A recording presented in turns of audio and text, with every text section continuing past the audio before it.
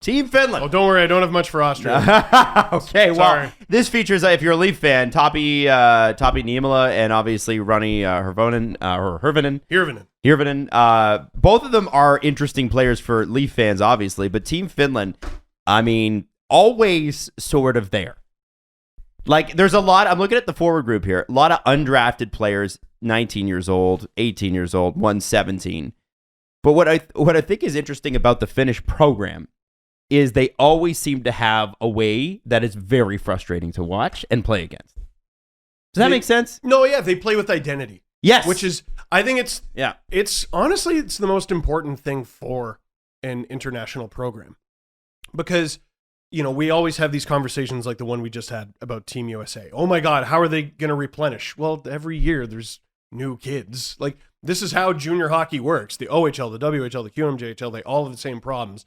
Is the greatest players graduate or age out, and then you go, oh, now they're going to be bad. No, because there's some 16, 17, 18-year-olds who come in. The thing I will say about Finland's program, though, what makes it so impressive is, you know, Canada, 36 million, United States, 330 million, a lot. Finland, 5.3 million.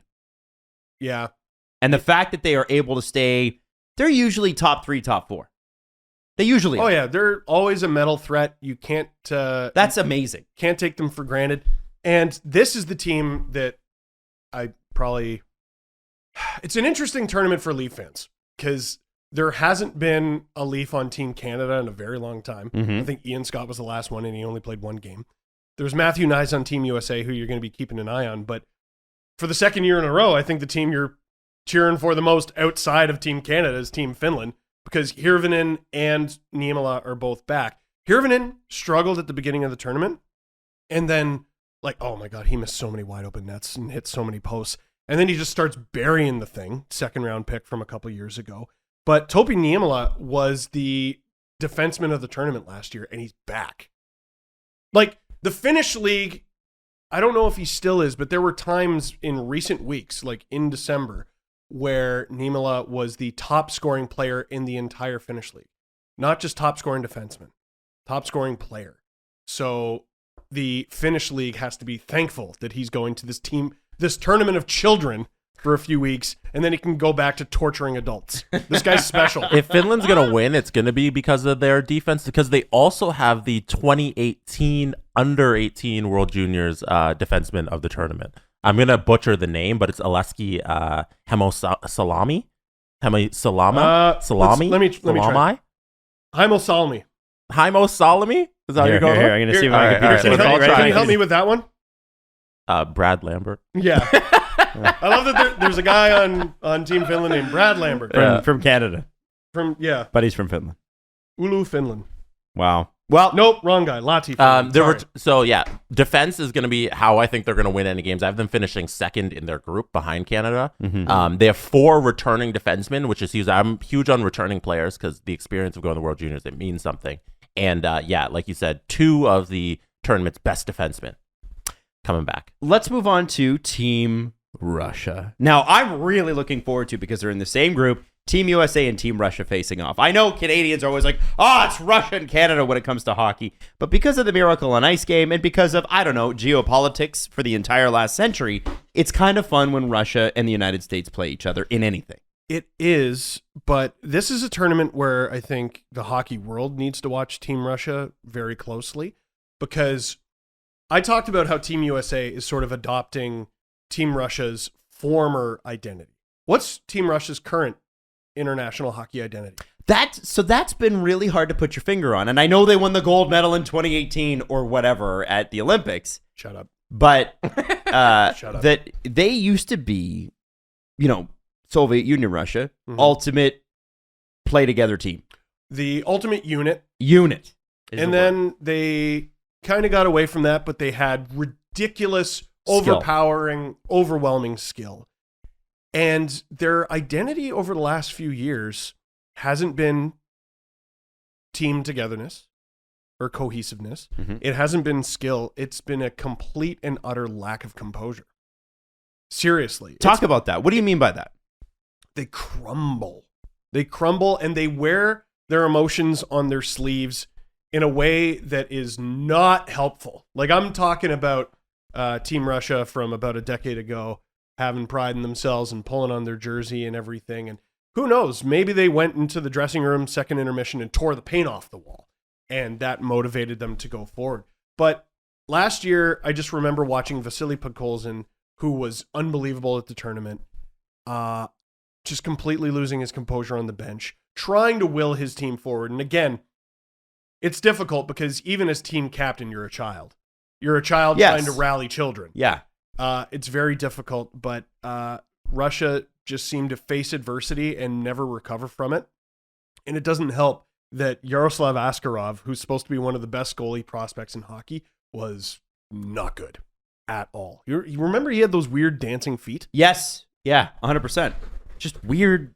It was Like- weird. The whole thing was a weird vibe last year for Russia. It's weird to get a third look at a player at the World Juniors, a third look at a player who is this highly touted. Mm-hmm. But I'm going to be watching him with a lot of interest because what a strange style. I've never seen a goalie tap dance. Team Russia purposely didn't take the best roster. They didn't build the best roster that they could build because Sergei Zubov chose to not take any Russian players who currently play in North America. Despite them having 4 different North American players who could easily make this team, Sergei Zubov chose not to bring them. And in a terrific tweet by Scott Wheeler, he said, I did an interview with Czech news outlet last week where I was asked why the World Juniors are bigger than the World Champions in North America when it's the reverse in Europe. I pointed near best on best nature of the former. This stuff hurts that.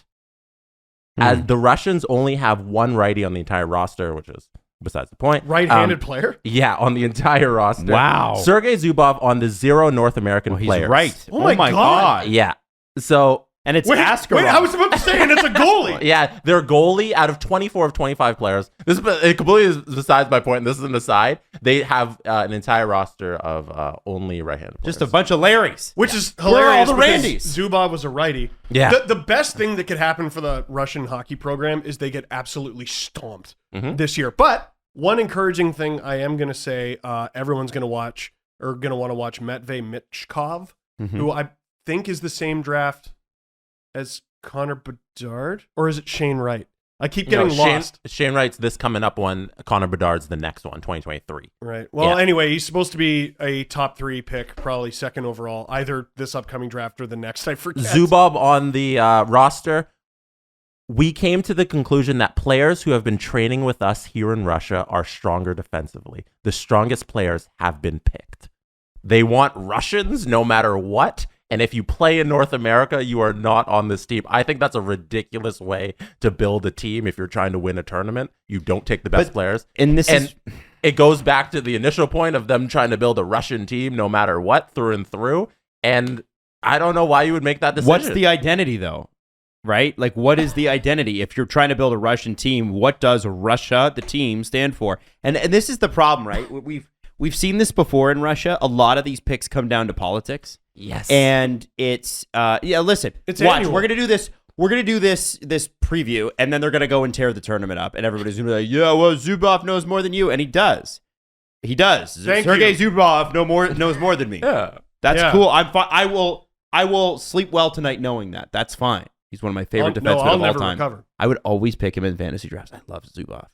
But don't kid yourself, right? This is a message to young kids everywhere in Russia. If you leave to go to the OHL, you will not play at the World Juniors. Best thing that can happen for the program is they get absolutely stomped. They decided to use this year to send a message to every young kid playing hockey in Russia. That's right. That's a shame. You know What's the league below the KHL? The MHL, I think, is the junior league. The VHL is the Yeah.